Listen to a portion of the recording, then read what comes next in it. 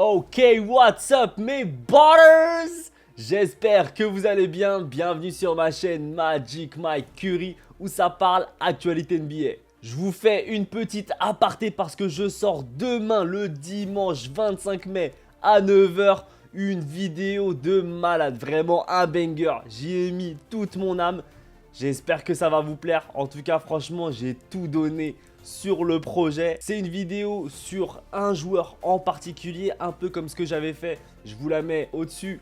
La vidéo sur Peyton Pritchard où ça a donné un peu l'histoire, le background de Peyton Pritchard avant, pendant et après. Et j'aime bien, j'ai bien aimé un peu le concept de parler un peu d'une personnalité et de comprendre aussi ce qu'il a fait auparavant, comprendre un peu ses blessures, ses joies, ses peines, etc. Et franchement, ça donne un peu une envergure un peu 360 d'un joueur. Alors, des fois qu'on connaît, des fois qu'on connaît pas. Mais en tout cas, franchement, en plus, c'est un joueur que j'adore vraiment. N'hésitez pas à me dire en commentaire si vous avez trouvé. Franchement, si vous avez trouvé, vous êtes les meilleurs, les gars. Parce que franchement, c'est pas simple. Mais en tout cas, si vous avez trouvé, les gars, je vous propose même un cadeau. Je vous propose même un cadeau parce que là, je suis tellement serein sur le fait que vous n'allez pas trouver. Mais en tout cas, si vous avez trouvé, vous êtes trop fort. En tout cas, la vidéo sort demain. Vraiment, soyez présents et donnez-moi votre avis en commentaire parce que franchement, j'ai donné mon âme dedans. J'ai donné mon âme. J'ai encore des choses à améliorer, mais en tout cas, franchement, je trouve qu'il est pas mal. Donc, n'hésitez pas à me le dire. On repart sur le vif du sujet, c'est parti, on va parler effectivement du match qui s'est passé hier soir entre New York et Indiana, let's go. Le match s'est terminé sur un score de 114 à 109 pour les Pacers, encore une fois, une surprise, c'est incroyable, vraiment. Limite, je suis même plus étonné par les Pacers, vraiment, en ce moment, il y a tellement de surprises avec eux que franchement, l'excellence devient habituelle. Donc 114-109 au Madison Square Garden. Ils viennent de shipper 2 victoires au New York Knicks. Troisième match à la maison. Aïe aïe aïe. Cette victoire s'est concrétisée grâce à un grand Pascal Siakam. 39 points, 15 sur 23 au tir et 5 rebonds. Vraiment, il a été impérial. Surtout au début où vraiment il a eu des shoots assez clutch. Des shoots assez compliqués et franchement, il a bien tenu la barque. Match 1, on l'a très peu vu. C'était beaucoup Haliburton, Nesmith et d'autres joueurs. Là, Siakam, 39 points.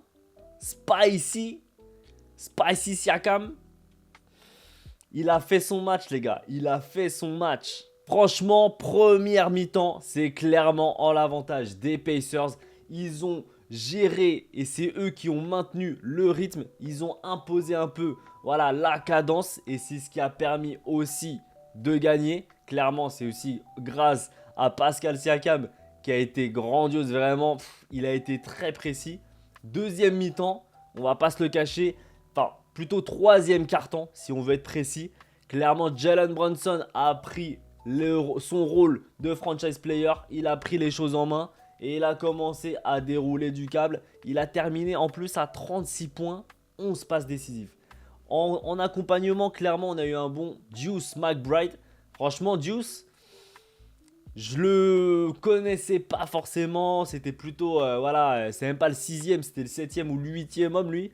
Donc, c'est pas quelqu'un qu'on attend en tant que renfort ou en tant que pilier pour y arriver. Et franchement, Deuce McBride, il tient les rênes et c'est un peu le joueur qu'on n'attendait pas, mais qui fait du bien.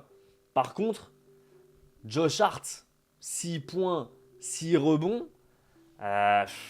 Compliqué là, les gars. OG Anunoby aussi, faut qu'on en parle. Il a fait 16 points, très bon défensivement. Mais franchement, ils se sont fait étouffer. Et quand tu vois, et ça c'est là où je me dis c'est quand même problématique parce que c'est pas problématique pour d'autres joueurs, mais Karl Anthony Towns, 20 points. Ça aurait été quelqu'un de lambda, par exemple. Tu vois, par exemple, on a un Mikal Bridges, 20 points. Bon, j'allais dire que c'est pas forcément un bon exemple, parce que Mikal Bridges, il est cher aussi. Mais 20 points, c'est ce qu'on lui demande. On lui demande pas d'être un franchise player, de faire 30 points tous les matchs. On lui demande de faire 20 points. d'être là sur les interceptions, etc. Donc Michael Bridges, je peux pas lui en vouloir entre guillemets. OJ Anunoby 16 points. S'il est bon défensivement, on peut pas lui en vouloir.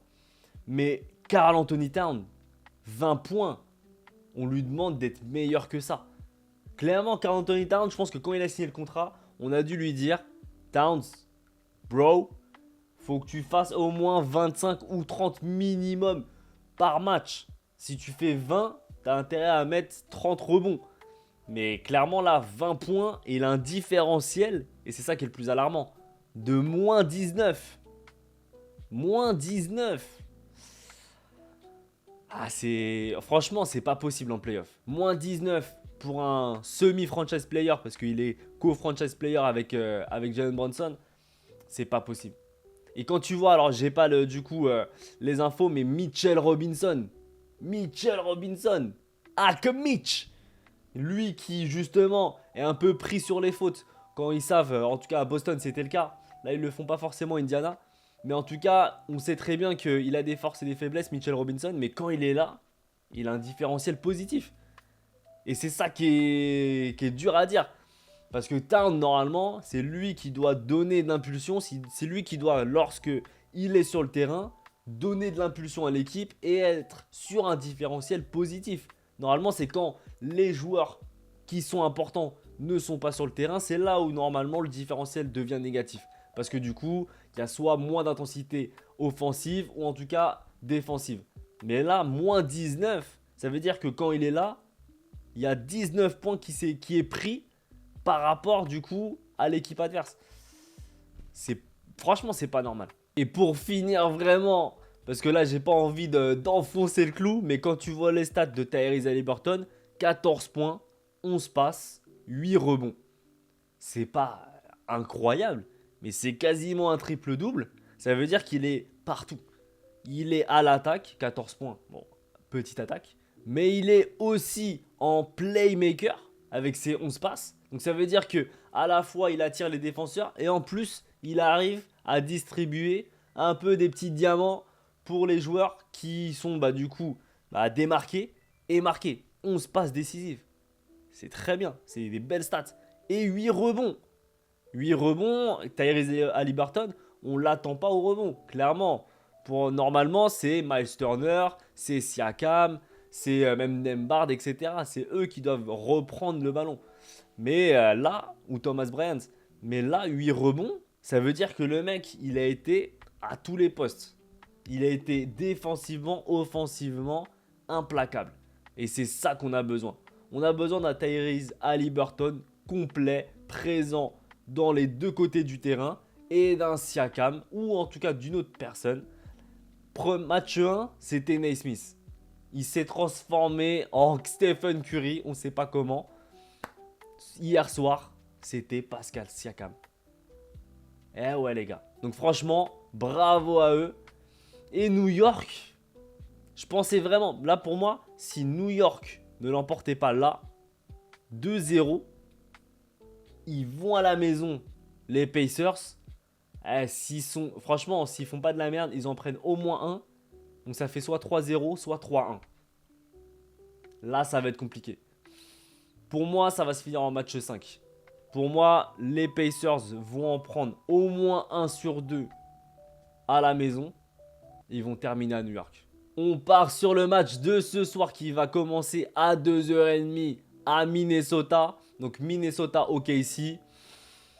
On est chez les Timberwolves dans l'entre des loups. Est-ce que pour vous, déjà avant de m'exprimer, est-ce que pour vous, vous pensez que les Wolves vont faire quelque chose? Je vous laisse 5 secondes. Maintenant que c'est dit, moi je vous le dis, franchement OKC va les croquer. Mais quand je vous dis va les croquer, mais sans forcément être à 100%. Vraiment, je vous le dis cash. OKC a tellement un banc complet que franchement ça fait 2 starting 5.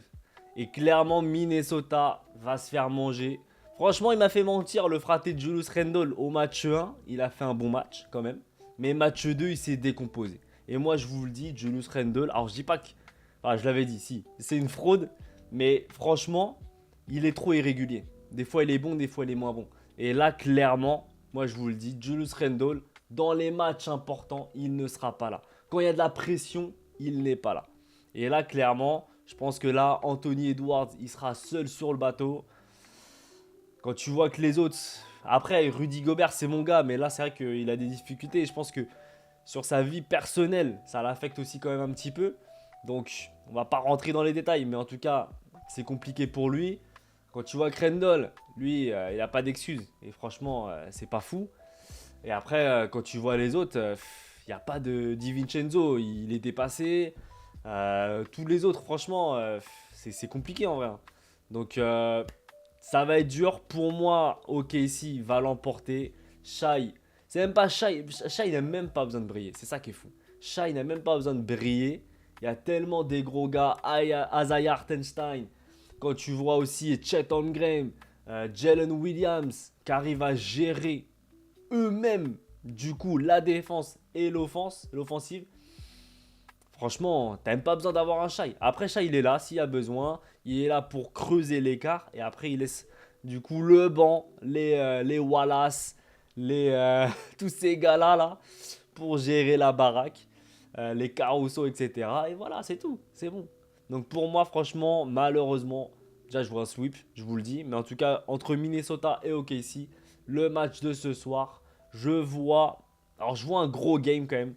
Je vois un petit 122-115 pour OKC. Voilà, c'est la fin de la vidéo. J'espère que tu t'es régalé. N'hésite pas à mettre un petit pouce bleu si tu as kiffé la vidéo. N'hésite pas aussi à me donner ton avis en commentaire. Qu'est-ce que tu penses du match d'hier soir et surtout du match de ce soir à Minnesota?